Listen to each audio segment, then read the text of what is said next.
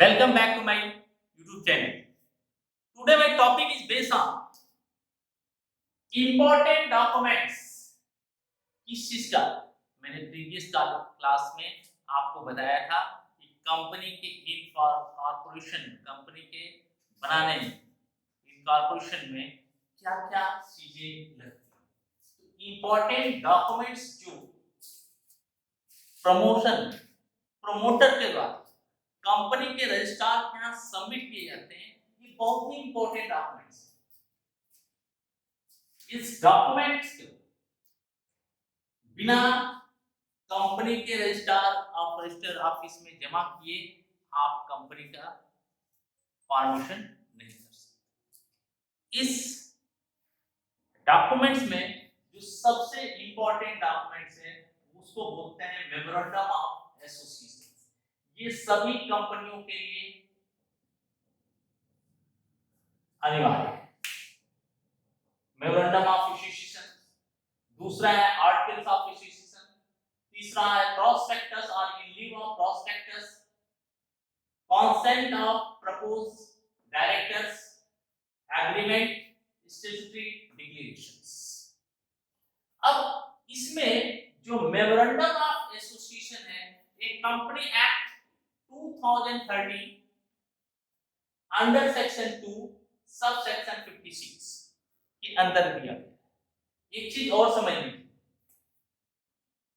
Memorandum of association table बना हुआ है। Table A B C D E F G H I J.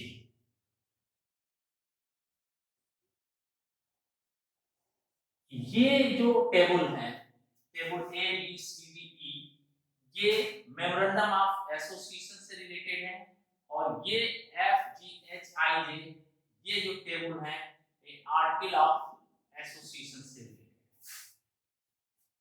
Table. ध्यान रखिएगा। अब कहिएगा सर टेबल ए क्या है, बी क्या है, सी डी, ये फॉर्मेट, इसमें रूल्स भी दिए हुए हैं। ये जो शेयर के द्वारा कंपनी एस्टेब्लिश्ड है उनके लिए, ये जो गारंटी के द्वारा कंपनी एस्टेब्लिश्ड है उनके लिए दिए जाते हैं। इस तरह से 10 टेबल हैं। 10 टेबल में first 5 table memorandum of association से रिलेटेड हैं और next 5 table article of association से रिलेटेड है। अब memorandum of association, memorandum of association को it is also called charter of the company or doctrine of outdoor management, इस नाम से भी जाए। इसको समझने के लिए इसमें 6 क्लास है, किसी किसी में 7 क्लास भी होते हैं। ये कंपनी के जितने उद्देश्य हैं, कंपनी जिस चीज के लिए उद्देश्य के लिए स्थापित होती है, ये बाहर के आउटडोर मैनेजमेंट को देते हैं, यानी दूसरे को जो कंपनी से बाहर के लोग हैं उनसे ये कांटेक्ट करता है और उनको वो इंफॉर्मेशन प्रोवाइड करता है। यानी कंपनी के बाह्य शक्ति, आउटडोर जो पावर है, जो इस मेमोरेंडम ऑफ एसोसिएशन के क्लास में दिए गए हैं, वो by contract, by power, outdoor powers, other लोगों से कांटेक्ट करने की कैपेबिलिटी जो कंपनी को मिलती है, वह मेमोरेंडम ऑफ एसोसिएशन के द्वारा दी जाती है। ये मेमोरेंडम ऑफ एसोसिएशन बहुत सोच समझकर बनाया जाता है और इसके अकॉर्डिंग सारी चीजें कंपनी की चलती हैं। इससे बाहर जाकर कंपनी कोई भी काम नहीं कर सकती और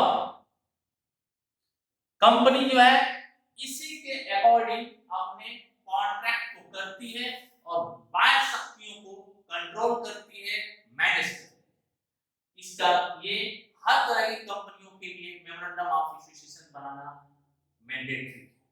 इसके जो कंटेंट्स, इसमें सबसे पहला है नेम क्लॉज, यानी कंपनी का एक पूर्ण नाम दिया जाता है। ये प्रतिबंधों के अधीन, रिस्ट्रिक्शन के अधीन अपने नामों का चुनाव करती है और इसके बाद कंपनी किसी भी ऐसे कंपनी का नाम जो पहले से एस्टेब्लिश्ड हो वो नहीं रख सकती है, किसी उसके समान या उसके बराबर भी नहीं रख सकती है। इसमें कोऑपरेटिव शब्द का यूज नहीं कर सकती है। कंपनी किसी गवर्नमेंट के नाम के साथ अपना लिंक नहीं जोड़ सकती है, या गवर्नमेंट के द्वारा जिन नामों पर प्रतिबंध लगाए गए हैं वो नाम अपना नहीं रख सकती है। इसीलिए पहले ही स्टेज 1 में ही नाम का अप्रूवल लेना एक प्रमोटर्स के लिए बहुत जरूरी होता है। तो सबसे पहले इसमें होता है नेम क्लॉज। अब ये नेम क्लॉज जब आप नाम रख लेंगे तो नाम के लिए आपको क्या करना है, नाम रख लिया, नाम रख लिए, नाम अप्रूवल भी हो गया। अब इसी नाम से कंपनी अपने सारे कार्य को करेगी। नाम के लिए अगर प्राइवेट लिमिटेड कंपनी है तो उसे अपने नाम के अंत में प्राइवेट लिमिटेड वर्ड अंत में जोड़ना पड़ेगा। अगर लिमिटेड पब्लिक कंपनी है तो उसे अपने नाम के आगे लिमिटेड शब्द जोड़ना पड़ेगा। अगर कभी फ्यूचर में आपको नाम चेंज करना पड़े, अल्टरेशन करना पड़े, तो इस अल्टरेशन को कैसे करेंगे, एक स्पेशल रेजोल्यूशन पास करेंगे और इसका अल्टरेशन स्पेशल रेजोल्यूशन पास करेंगे और सेंट्रल गवर्नमेंट से परमिशन लेकर आप इस नाम को चेंज कर सकते हैं। Again I repeat, when you need change your name means company name, then firstly pass a special resolution in company general meeting. Company के जनरल मीटिंग में आप स्पेशल रेजोल्यूशन पास करेंगे, उसके बाद सेंट्रल गवर्नमेंट से अप्रूवल लेके आप नाम को चेंज कर सकते हैं। दूसरा है registered office, is also known as situation clause and domicile clause। आपका रजिस्टर्ड ऑफिस कहाँ है? रजिस्टर्ड ऑफिस वह स्थान है, वह राज्य है, वो क्षेत्र है, उस स्टेट का नाम दिया जाता है जिस स्टेट में आपका रजिस्टर्ड ऑफिस होगा। ये या आप कंपनी का स्थापित करना चाहते हैं, एस्टेब्लिश करना चाहते हैं, किस राज्य में आपका ऑफिस होगा। क्योंकि सेंट्रल जो हेड ऑफिस होता है उसी से कंपनी के सारे डॉक्यूमेंट्स या कोई भी जो कम्युनिकेशन गवर्नमेंट या किसी के द्वारा होगा, पत्राचार, पत्र व्यवहार या होगा, तो उसी हेड ऑफिस के द्वारा ही होगा और उसी राज्य के कंपनी रजिस्टर्ड ऑफिस में आपकी कंपनी रजिस्टर्ड की जाएगी। यहाँ पर कंपनी के जितने इंपॉर्टेंट डॉक्यूमेंट्स हैं सब रखे जाते हैं और सारी कंपनियों की जो एक्टिविटीज होती है यहीं से रन की जाती है। अतः जितना जल्दी हो उस हेड ऑफिस का एड्रेस किस राज्य में है, किस राज्य के किस शहर में है, एक शहर से शहर में कहाँ पे है, उसका पूरा पता एड्रेस होना चाहिए। अब ये रजिस्टर्ड ऑफिस के साथ साथ अब आपको अगर अपने ऑफिस को चेंज करना पड़े फ्यूचर में तो कैसे करेंगे। मान लीजिए एक राज्य से दूसरे राज्य में आप अपना रजिस्टर्ड ऑफिस एक राज्य से दूसरे राज्य में अगर आप परिवर्तित करना चाहते हैं, एस्टेब्लिश करना चाहते हैं, इसके लिए आपको एक स्पेशल रेजोल्यूशन कंपनी के जनरल मीटिंग में पास करना पड़ेगा और दोनों ही राज्य के कंपनी के जो रजिस्ट्रार हैं कंपनी रजिस्ट्रार ऑफिस से आपको परमिशन लेने की जरूरत हो। अगर एक ही राज्य के एक शहर से दूसरे शहर में आप ऑफिस एस्टेब्लिश करना चाहते हैं, तब आपको केवल स्पेशल रेजोल्यूशन पास करना पड़ेगा। इसके लिए कंपनी रजिस्ट्रार को बताने की जरूरत नहीं है।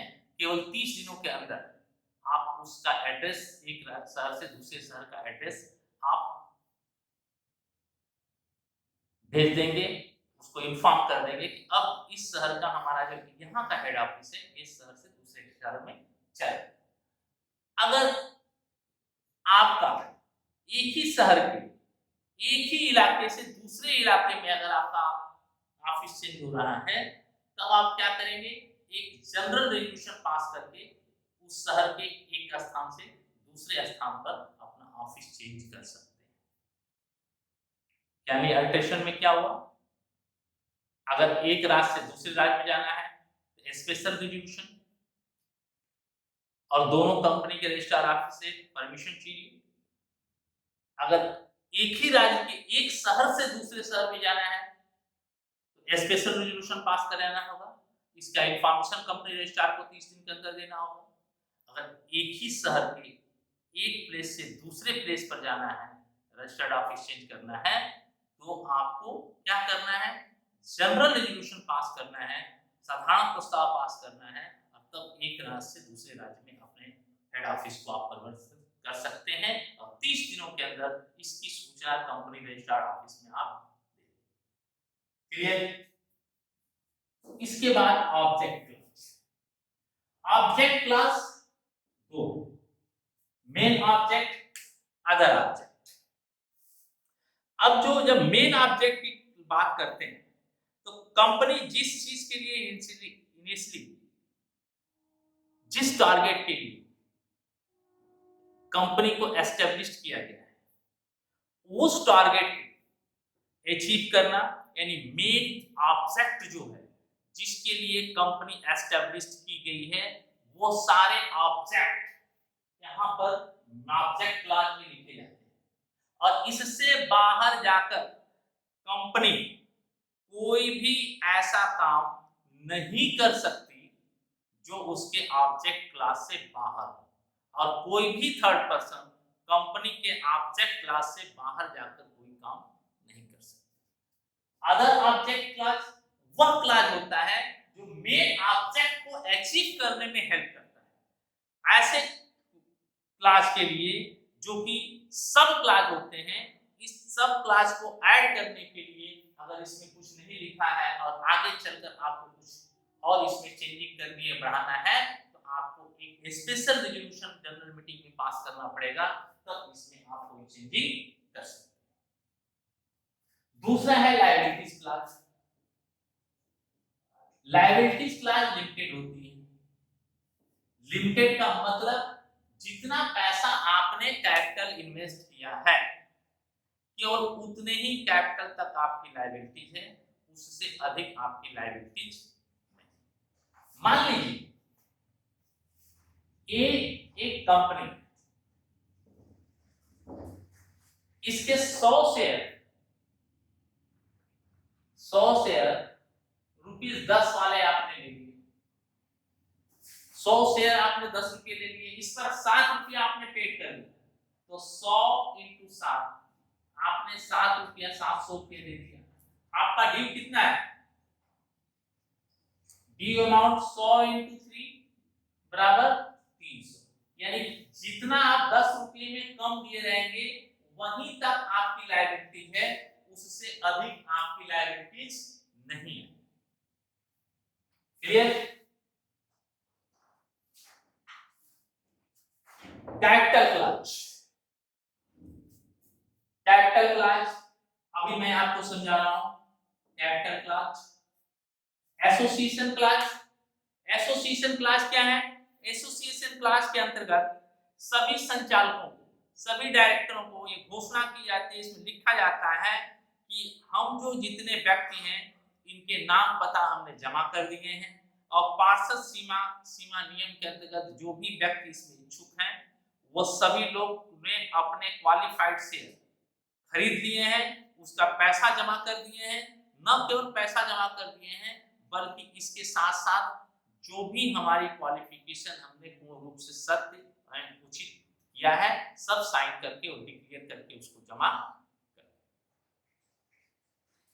अब आइए कैपिटल।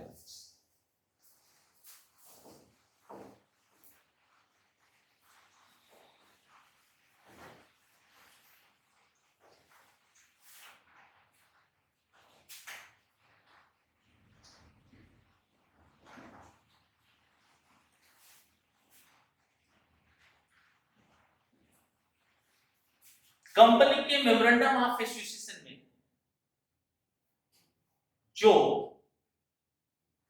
कैपिटल यानी जितने रुपये के कैपिटल से कंपनी रजिस्टर्ड होती है उस क्लास को हम लोग कैपिटल क्लास के नाम से जानते हैं। इसको हम लोग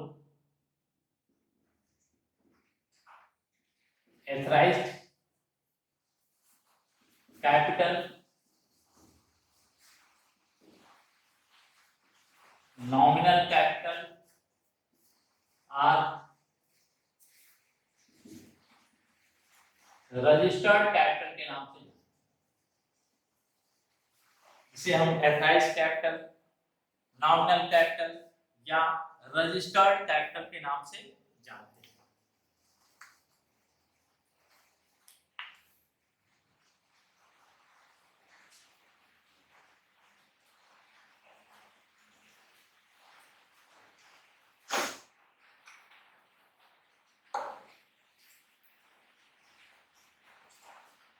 अब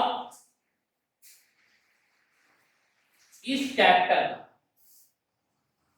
जितना पार्ट इशू किया जाएगा पब्लिक को, इशू टू पब्लिक, जितना पार्ट पब्लिक को इशू किया जाएगा उसे इशू कैपिटल, इसे इशू कैपिटल कहेंगे। और जितना पार्ट अभी कंपनी ने इशू नहीं किया है वो होगा अनइशू कैपिटल। जितना पार्ट कंपनी पब्लिक को इशू कर देगी वो इशू कैपिटल होगा और जितना अभी इशू की है वो अनइशू कैपिटल किया है। जैसे मान लीजिए 10 लाख रुपए कैपिटल है डिवाइडेड रुपीज 100 की शेयर, तो कितने शेयर हो गए 10,000।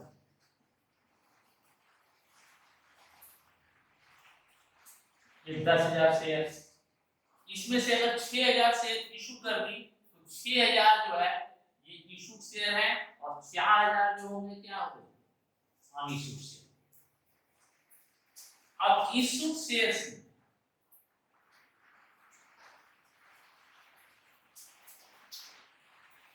सब्सक्राइब कैपिटल, जितना एप्लीकेशन आपको मिल गया वह सब्सक्राइब है और जितना नहीं मिला वो अनसब्सक्राइब।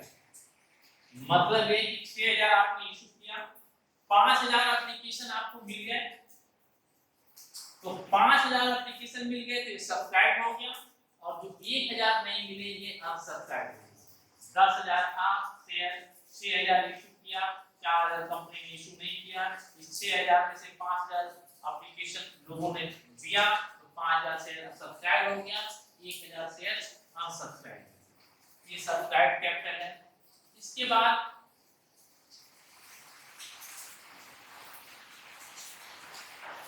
कॉल्ड अप कैपिटल,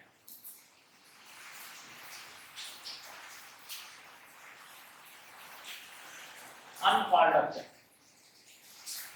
इसमें से जितना शेयर, जितना रुपीस का शेयर आपने 100 रुपये का शेयर है, जितना आपने कॉल कर लिया, अगर 70 रुपये कॉल किया तो ₹70 कॉल्ड है और ₹30 अनकॉल्ड कैपिटल। अब इसमें से जितना पैसा आपको मिल गया उसे बोलते हैं पेड अप कैपिटल।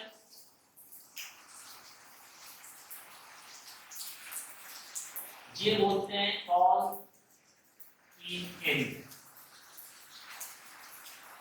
इसमें से जितना पैसा आपको मिल गया वो पेड अप कैपिटल है और जितना नहीं मिला वो कॉल इन एरिया। इसके दो पार्ट और हैं, 12th के पार्ट हैं, आप वहां पर इसको समझिए। अब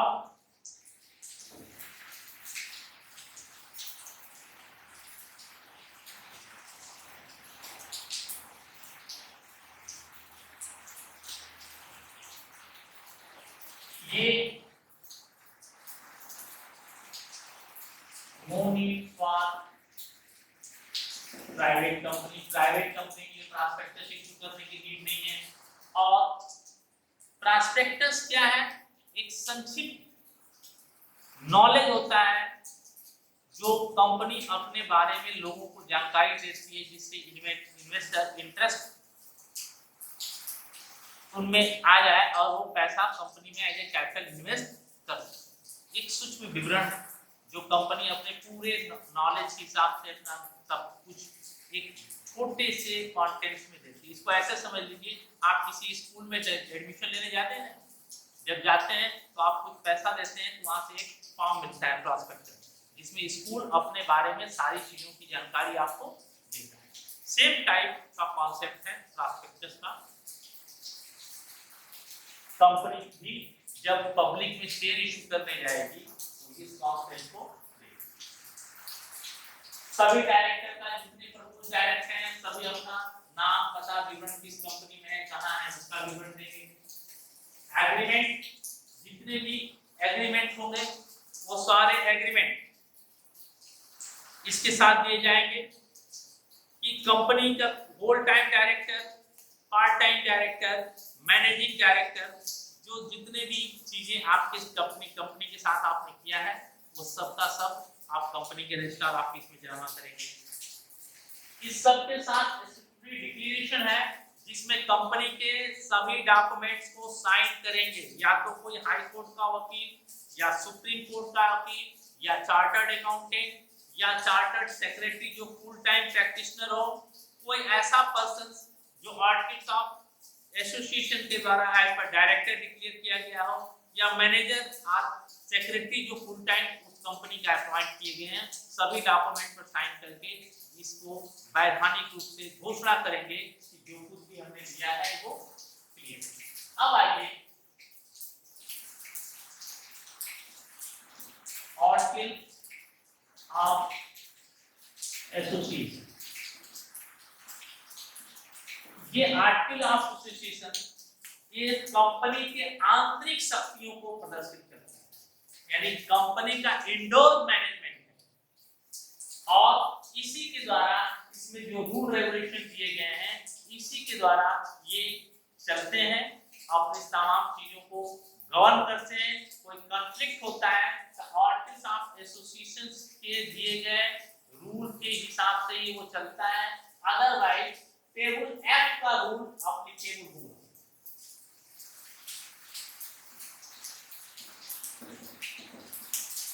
टेबल एफ का रूल एप्लीकेबल होगा। इसमें प्रीलिमिनरी कॉन्ट्रैक्ट के बारे में दिया जाएगा, issue of preference share, number of value of share, allotment of share, calls in share, आप transfer of transmission of shares, आप बोल सकते हैं forfeiture of share, alteration of capital, buy back share, share certificate, जितने भी meeting के rules regulations, जितनी कमेटियां होगी, वोटिंग राइट्स क्या होगा, डायरेक्टर्स और उसके अपॉइंटमेंट के रूल्स क्या होंगे, डेलीगेशंस पावर्स क्या होंगे, कंपनी का सील, कॉमन सील कैसा होगा, एडिशनल डायरेक्टर का क्या रोल होगा, जनरल मीटिंग कब होगी, डायरेक्टर्स की मीटिंग कब होगी, ये सारे चीजों को आप इसमें पूरा ब्यौरा दिया। Okay, thank you.